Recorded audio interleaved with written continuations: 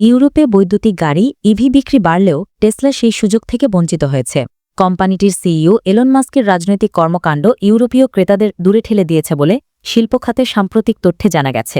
Paris থেকে AFP জানায়, ইউরোপীয় গাড়ি নির্মাতাদের বাণিজ্যিক সংগঠন এসিইএ এর তথ্য অনুযায়ী মে মাসে টেসলা গত বছরের একই সময়ের তুলনায় ইউরোপে 40.2% কম গাড়ি বিক্রি করেছে। অপরদিকে ওই মাসে ইউরোপে ব্যাটারি চালিত যানবাহনের মোট বিক্রি 25% বেড়েছে। 2025 সালের প্রথম 5 মাসে টেসলার বিক্রি গত বছরের একই সময়ের তুলনায় 45.2% কমেছে। এর পেছনে ইউরোপীয় ক্রেতাদের মধ্যে মাস্কের মার্কিন প্রেসিডেন্ট ডোনাল্ড ট্রাম্পের সঙ্গে ঘনিষ্ঠ সম্পর্ক নিয়ে অসন্তোষকেই বড় কারণ হিসেবে দেখা হচ্ছে। এছাড়া ইউরোপীয় বাজারে চীনা প্রতিষ্ঠানসহ আরও অনেক ব্যাটারি চালিত গাড়ির উপস্থিতি বেড়েছে, যা ক্রেতাদের কাছে আরও বিকল্প তৈরি করেছে।